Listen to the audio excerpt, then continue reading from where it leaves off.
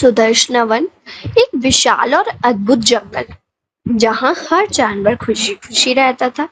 वहां का राजा था हाथीराज। कौन था वहां का राजा? हाथीराज, एक बलवान, दयालु और चतुर हाथी जिसकी सूंड में सिर्फ ताकत नहीं, दूरदृष्टि भी थी। वो न केवल शांति बनाए रखने में माहिर था, बल्कि सबसे बड़ी बात, वह हर जानवर की बात सुनता था, चाहे वह कितना भी छोटा क्यों ना हो। लेकिन एक दिन उस शांत जंगल में अफरा तफरी मच गई, जब एक एक करके मेहनती और नेक जानवर, कछुआ, मंथर, गिलहरी, चिंकी, खरगोश, तुलसी और तोता बोलू, रहस्यमय तरीके से गायब होने लगे। हैरानी की बात पता है क्या थी? हैरानी की बात यह थी कि ना तो वो कोई निशान मिलते, ना खून मिलता, ना ही उन लोगों की आवाज सुनाई देती। बस पेड़ों पर लाल रंग के अजीब गोले बने होते और जमीन पर टूटी हुई पत्तियां, जैसे किसी ने जानबूझकर सबूत मिटा दिए हो। पूरे जंगल में डर का माहौल बन गया। जानवर अपने बच्चों को घर से बाहर नहीं निकलने दे रहे थे। बुजुर्ग जानवरों का कहना था कि ये किसी राक्षसी आत्मा या फिर भूत का काम है जो जंगल की आत्मा से नाराज है। लेकिन हाथीराज डरता नहीं था, उसे भरोसा था। क्या भरोसा था उसे? उसे भरोसा यह था कि हर समस्या का समाधान होता है, बस यही सवाल पूछने और सही सुराग ढूंढने की जरूरत है। उसने जंगल की गुप्त चौकसी समिति को बुलाया, जिसमें उल्लू ज्ञानेश, बाज चक्रधारी, लोमड़ी माया और सबसे समझदार सांप बासुकीनाथ को शामिल किया गया। हाथीराज ने सबको आदेश दिया। क्या आदेश दिया? यह आदेश दिया कि वह इस रहस्य से पर्दा हटाएगा, लेकिन बिना हिंसा, बिना अफरा तफरी, केवल धैर्य, बुद्धि और एकता से। सबसे पहले उन्होंने गायब जानवरों के परिवार से बात की। कि माँ बताती है कि उसने आखिरी बार उसे उस पुराने नीम के पेड़ के पास देखा था, जो अब सुनसान रहता है। वहां जाकर ज्ञानेश उल्लू ने अपनी तेज दृष्टि से देखा कि पेड़ के तने पर लाल रंग से खरोच बनी हुई है, जो केवल एक दिशा में जाती है, जंगल के उत्तर पूर्वी भाग की ओर। उस दिशा में कोई नहीं जाता, क्योंकि वहां सन्नाटा घाटी है, जहां सूरज की रोशनी भी दिन में मुश्किल से पहुंचती है, और पेड़ ऐसे ऊंचे हैं जैसे आकाश से बात कर रहे हो। जैसे ही उनकी टीम वहां पहुंची, हवा में ठंडक और अजीब सी सुगंध महसूस हुई। चक्रधारी ने ऊपर उड़कर देखा कि कुछ पेड़ ऐसे हैं जो हिलते नहीं, जैसे किसी ने उन पर कुछ लपेट रखा हो। तभी तेजस्वी तेंदुआ, जो जमीन की गंध पहचानने में माहिर था, उसने कहा कि ये मिट्टी आम नहीं, इसमें इंसानी गंध है। यह मिट्टी आम नहीं, इसमें इंसानी गंध है। सब चौंक गए, क्योंकि इंसान जंगल में दशकों से नहीं आए थे। फिर उन्हें एक गिरी हुई टहनी के नीचे छोटा सा दरवाजा मिला, लकड़ी से ढका हुआ, लेकिन सूंड से खींचने पर खुल गया, और अंदर दिखा एक संकरा अंधेरा रास्ता। क्या दिखा अंदर? एक संकरा अंधेरा रास्ता जो गहराई में जाता था। हाथीराज, जिसने अपने पूरे जीवन में जंगल की रक्षा की थी, वह बिना डरे आगे बढ़ा। उसके पीछे उसकी पूरी टीम। सुरंग के अंदर पहुंचते ही दीवार पर अजीब से चिन्ह और नक्शे बने थे, कुछ वैज्ञानिक संरचना जैसे, कुछ आदिम जनजातियों के प्रतीक। अंत में वो पहुंचे एक बड़े से हॉल में, जहां रखी थी एक चमचमाती मशीन, और उसके सामने बैठा था एक छोटा लेकिन बहुत डरावना मासूम सा बंदर, जिसकी आंखें नीली और रोबोट जैसी थी।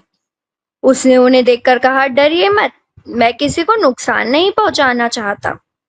हाथीराज ने शांति से पूछा, तुम कौन हो और हमारे जानवर कहाँ हैं?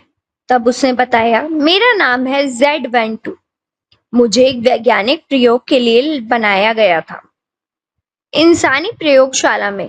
मेरा काम था जंगल की सफाई, कचरा हटाना और अव्यवस्था ठीक करना।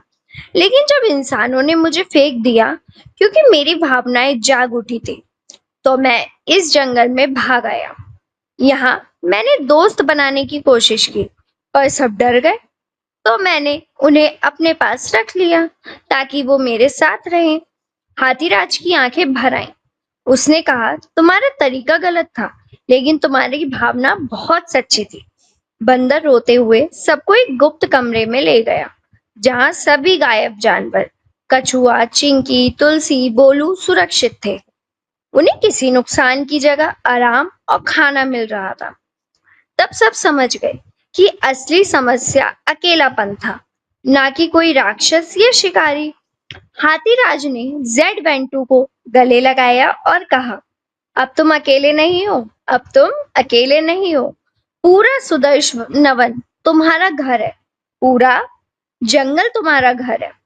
उस दिन के बाद हाथीराज ने जंगल में सुनवाई मंच शुरू किया, जहां हर जानवर हफ्ते में एक बार अपनी बात कह सकता था और कोई भी नया जीव बिना जांचे दुश्मन नहीं माना जाएगा।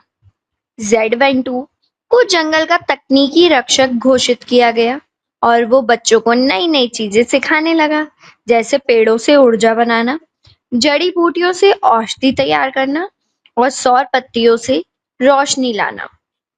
जंगल में सब कुछ सामान्य लगने लगा था, लेकिन असली चुनौती तब आई जब एक दिन जेड वेंटू, यानी वह रोबोट बंदर, अचानक गायब हो गया और जंगल के चारों ओर काले धुएं का बादल छा। जानवरों की आंखों में जलन होने लगी, पक्षी दिशा भूलकर उड़ने लगे और तालाब का पानी धीरे धीरे काला पड़ने लगा। हाथीराज को तुरंत समझ आ गया कि यह कोई प्राकृतिक आपदा नहीं, बल्कि किसी भारी शक्ति की चाल है।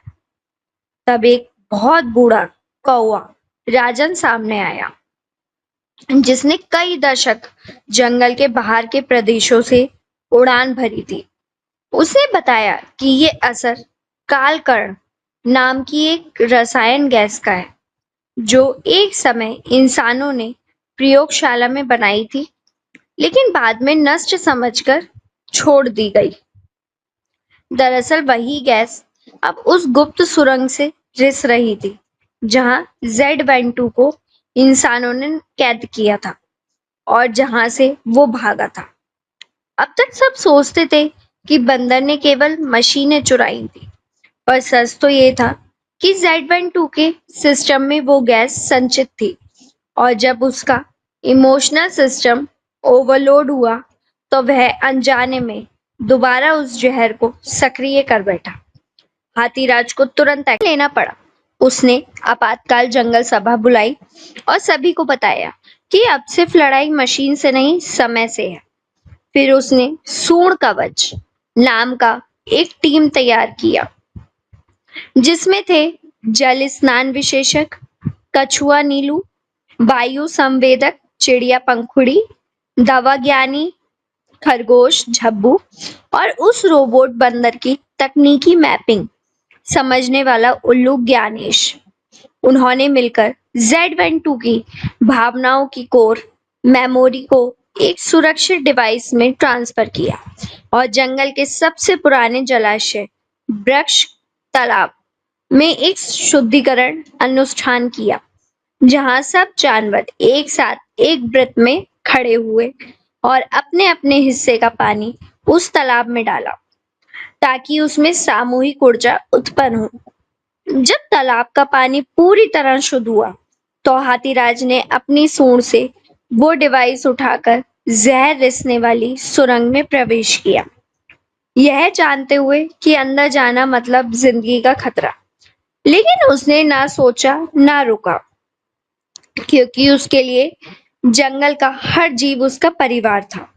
जैसे ही वह डिवाइस को मशीन से जोड़ता है, एक तेज विस्फोट होता है और पूरी सुरंग कांप जाती है। लेकिन उसी क्षण एक नीली चमक के साथ जहर रुक जाता है और जमीन से एक नई लता फूटती है, जो भविष्य में जंगल को और समृद्ध बनाने वाली औषधीय बेल बन जाती है। इस कहानी से हमें यह शिक्षा मिलती है, जो अनजाना हो वो शत्रु नहीं होता। सच्चे नेतृत्व की पहचान डर से नहीं, समझ से होती है। दूसरों को अपनाने और उनकी बात सुनने से ही समाज मजबूत होता है। इस कहानी से हमें यह भी सीखने को मिलता है कि समझदारी, धैर्य और भावनात्मक समझ सबसे बड़ी ताकत होती है। किसी को भी बिना जाने ना आंका जाए, क्योंकि हर किसी की अपनी एक कहानी होती है। अगर ये स्टोरीज आपको यूट्यूब चैनल पर मिल रही हैं तो प्लीज हमारे चैनल को सब्सक्राइब कीजिए एंड शेयर करना मत भूलिएगा। साथ ही साथ वीडियोस को लाइक भी किया कीजिए। एंड अगर फेसबुक पेज पर मिल रहे हैं तो प्लीज हमारे पेज को फॉलो कीजिए एंड शेयर करना मत भूलिएगा। साथ ही साथ वीडियोस को लाइक तो आप करेंगे ही। आपका बहुत बहुत धन्यवाद।